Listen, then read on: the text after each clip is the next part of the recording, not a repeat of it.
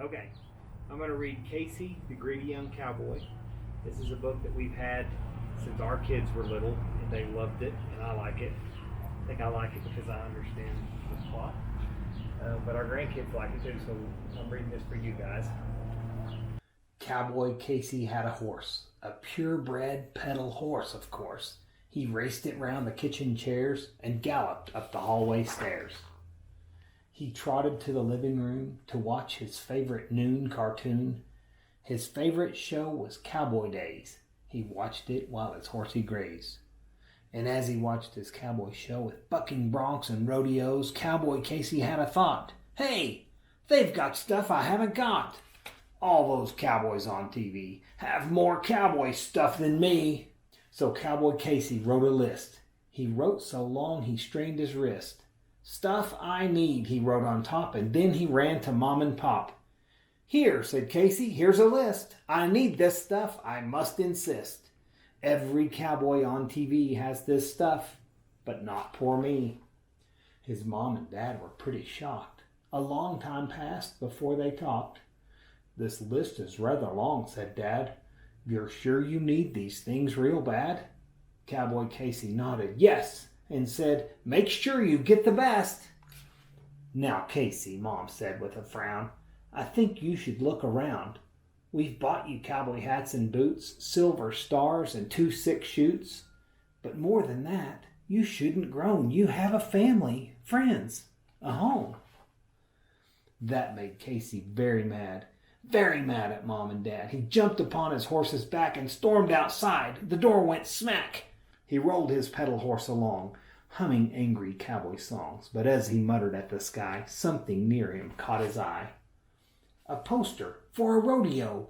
A rodeo, what do you know? With cowboys, hot dogs, bulls, and clowns. Coming soon to Casey's town. Cowboy Casey snatched the sign and pedaled home in little time. Forgetting that he'd been so mad, he showed the sign to Mom and Dad. Sure, they said, we'd love to go. We'll take you to the rodeo. The rodeo was big and loud. What a show and what a crowd. They rode on bulls and broncos too. It was like a dream come true.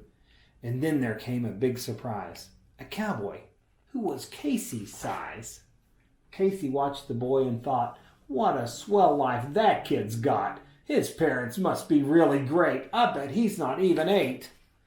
The boy, whose name was Bronco Bill, had a trailer on a hill.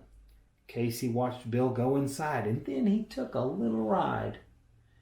He went and knocked on Bill's front door. No answer, so he knocked once more. He opened it and looked around.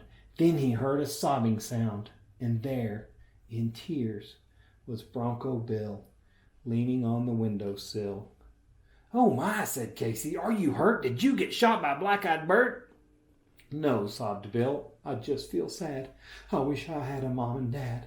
I live here all alone, you see, 'cause I don't have a family. You mean that's all, said Casey, doubting. That's no reason to be pouting. You've got everything you need. Bulls and guns and broncs with speed. Sure, said Bill, but I'm alone.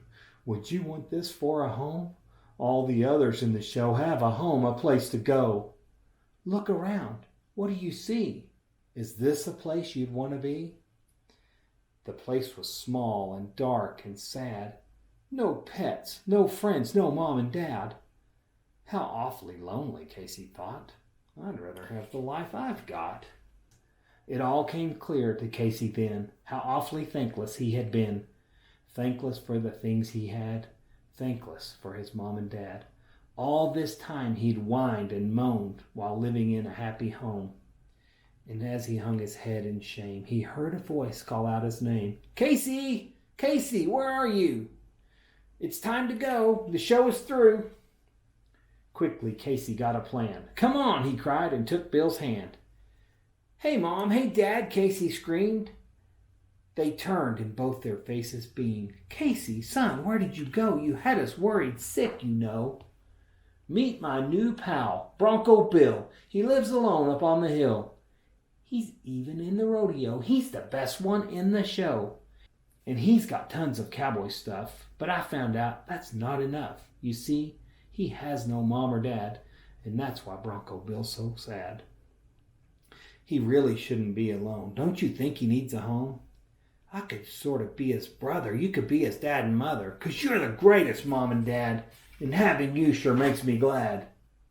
Cowboy Casey's parents smiled and hugged their little cowboy child. They hugged his new friend Billy too. This thankfulness was something new. Give thanks to the Lord, for he is good, for his loving kindness is everlasting. Psalm 118:1.